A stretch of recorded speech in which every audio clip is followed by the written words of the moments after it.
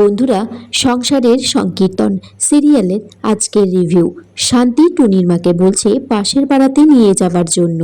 তখন যেই দেখেছে কাদম্বরী কান পেতে আছে, অমনি শান্তি তার কথাটা ঘুরিয়ে টুনির মাকে বলছে, টুনির মা, আমাদের চিলেকোঠার ঘরটা খুব নোংরা হয়েছে, একটু পরিষ্কার করে ঝাড়ু দিয়ে দেবে। কাদম্বরী তখন মনে মনে বলছে, নিশ্চয়ই অন্য কথা হচ্ছিল, আমাকে দেখে কথাটা এড়িয়ে গেল। এদিকে জয়ন্ত শান্তির কাছে জিজ্ঞাসা করছে, বলছে একটা কথা আছে, বাংলার টিচার তুমি কোথায় পাবে? শান্তি বলছে, বাড়িতে যখন কথা দিয়েছি চাঁদকে যেভাবেই হোক পড়াশোনা করাতেই হবে, বাংলার টিচার আমি ঠিক খুঁজে নিয়ে আসব।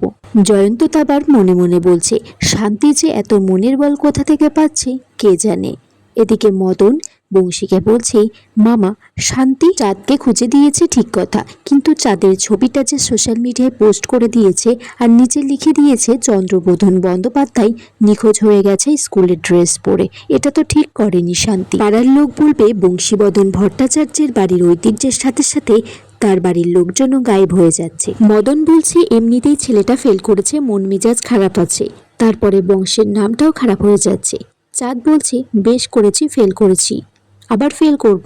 শান্তি তারপর পাশের পাড়া থেকে লাবণ্যকে বাড়িতে নিয়ে এসেছে, সেটা দেখে নন্দ খুব মনে মনে খুশি হয়েছে। এদিকে বংশী বলছে, ভগবান মেয়েটিকে খুব সুন্দর বানিয়েছে, কিন্তু চোখে ঝাপসা দেখতে দিয়েছে, ওটা দেখার জন্য আমাকে দূরবীন দিয়ে দেখতে হচ্ছে।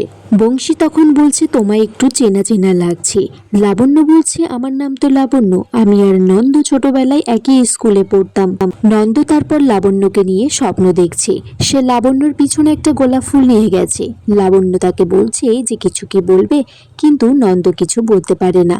এদিকে লাবণ্য বংশীকে বলছে যে আমার কাছে রবি ঠাকুর ঠাকুরের সমান, তার প্রত্যেকটি নাটকে উপন্যাসে যতগুলো নারী চরিত্র আছে প্রত্যেকটা চরিত্র আমার মধ্যে বিরাজ করে। লাবণ্য তারপর বলছে, সে যাদেরকে পড়ায় তাদের থেকে মাইনে নেয় না।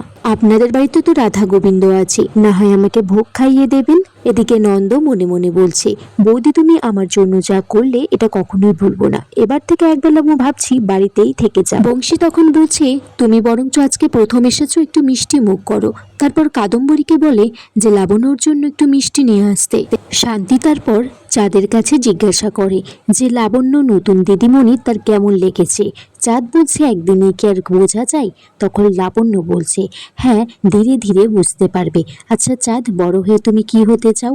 চাঁদ বলছে, আমি বড়ই হতে চাই না, আমি ছোট থাকতে চাই, খাটের উপরে শুধু চিকড়ে চিকড়ে হাত পা ছড়িয়ে কান্নাকাটি করব, পড়াশোনাও করার লাগবে না, আর ফেল করার তো প্রশ্নই উঠছে না। লাবণ্য তখন বলছে, তুমি বড় হয়ে কত বড় হতে চাও, কি করতে চাও? তখন চাঁদ বলছে, আমার ইচ্ছে আমি হিরো হব।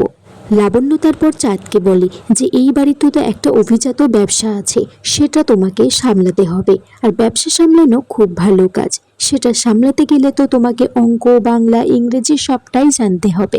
বংশী তারপর বলছে, বাংলা টিচার তো পাওয়া গেল, অঙ্কের কি হবে? জয়ন্ত মনে মনে বলছে, বাবার আর শান্তির মধ্যে কোনো যুদ্ধের আভাস পাচ্ছি।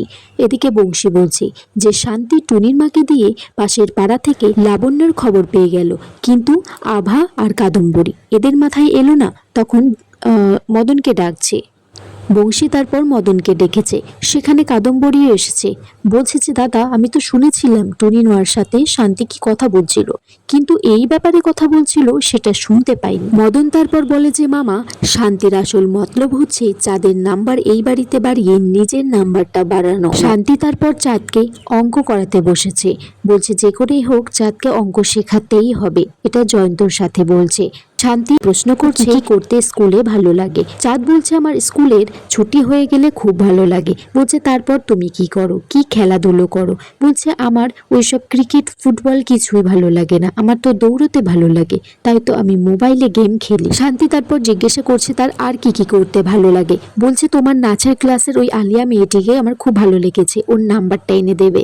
এগুলো শোনার পর শান্তি বলছে, মাথা গরম করলে চলবে না।